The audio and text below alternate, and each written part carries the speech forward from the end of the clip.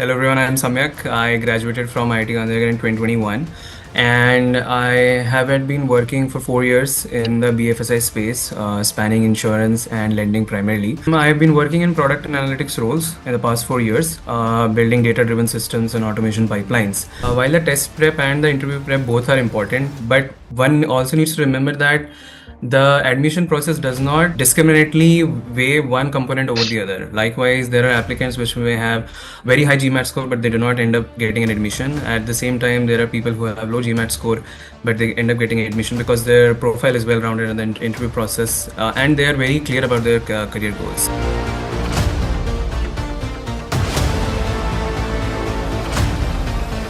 Hi Samyak, good morning. Good morning, ma'am. Good morning. Hi. Hi. And first of all, congratulations on your admit to ISB PGP. Thank you. Thank you so much. It has been a very tough journey of 7-8 months. So really elated on the admit. Yeah. Excellent, very great. So, Samyak, we'd like to know about your MBA admission journey, about your profile, what you have been involved with, and how did you step onto this MBA path? Right. So a bit about me. Hello everyone. I'm Samyak. I graduated from IIT Gandhinagar in 2021, and I have been working for 4 years in the BFSI space, spanning insurance and lending primarily. I've been working in product and analytics roles in the past 4 years, building data-driven systems and automation pipelines. And the thing is, in all those 4 years, why I had honed my execution ability, I felt that to transcend into higher roles or senior leadership roles where you require strategic lens, I often found myself lacking the same. And through conversations with several of my peers or my mentors, I understood that an MBA provides a structured foray of education, which can help you into entering those senior leadership position. Hence, I opted for the MBA path. Yeah. Great. And how has this journey been for you, starting from the test prep phase? Yeah, so I would say it has been quite tough, given that I was preparing for the entire MBA admission process along with my work that was going on, and I took at least I think 2 to 3 months to prepare for GMAT. I gave my GMAT and then uh, I started looking for MBA admission consultants because while I knew that I can maybe speak to some extent, but I struggled really hard when I was trying to form a narrative, and that was consistent across my professional experience as well. So yeah, it has been a tumultuous journey, but I think it ended up well. Any Yes, ma'am.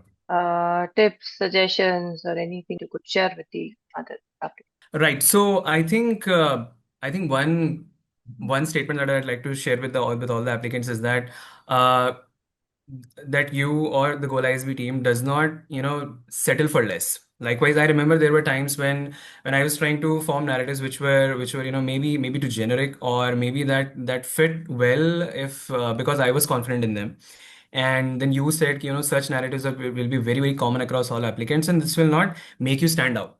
And often I was also going for narratives which I thought will be appealing to the admissions committee, which was sort of going the other way around.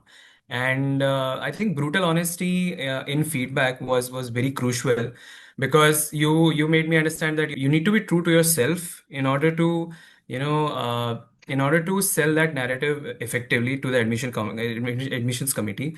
Because if I go the other way around as to what they will like, I will end up saying things which I don't believe in, and that does not work well. So I would say, yeah, brutal honesty and feedback is something that I really, while it was harsh, I'll admit that, but it was really really helpful because it helped me to reflect retrospectively and try to understand what was the larger picture that you were saying, and reiterate on the narrative that way. So yeah, that'd be all. And let's say people who are starting on this journey now, who are planning for going ahead with the MBA process, how to shortlist schools, how do they go about the timing of the test prep, and how to balance out, the application, interview prep, and everything. How important is the test prep? Any tips that you'd like to share with them? Right. So I would like to say that while the test prep and the interview prep both are important, but one also needs to remember that the admission process does not discriminately weigh one component over the other. Likewise, there are applicants which may have very high GMAT score, but they do not end up getting an admission. At the same time, there are people who have low GMAT score, but they end up getting admission because their profile is well-rounded in the interview process, and they are very clear about their career goals. So, it's important to treat both the components with equal weightage, but it's also important to understand that if let's suppose that the GMAT does not go well, you need to put that on the back burner and just start working on the interview process, because if you're able to show the admissions committee that you have a clear career goal, and this is how what I've done in the past connects as a narrative right now, and this is how the narrative will go in the future, that will be much more valuable than just a three-digit score which comes in GMAT. So yeah, I think one tip for the applicants would be that try to manage time effectively as much as you can. Likewise, try to start early as soon as possible, because that will give you an idea of as to how much prep do you require for GMAT and for the interview prep as well. And with that in mind, you can effectively give, let's suppose, 3 to 4 months for the GMAT itself, and then again 2 to 3 months for interview prep. But it's imperative that you start early, because otherwise what may happen that if you don't get enough time for preparation, you might end up with a guilt down the line that if I had just more time, I would have my journey would have been much more different than it is right now. How much does the application and the interview, how much do they connect and how much do they go hand in hand? Is it like you do the application in a silo and then you start considering the interview prep, or should they go hand in hand? What is your thought on that?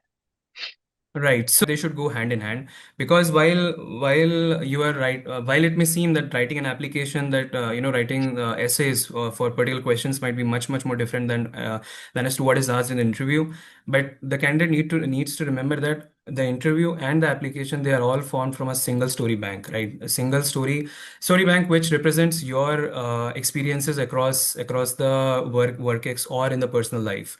So if they don't go hand in hand, you may end up contradicting yourself in the interview against the application.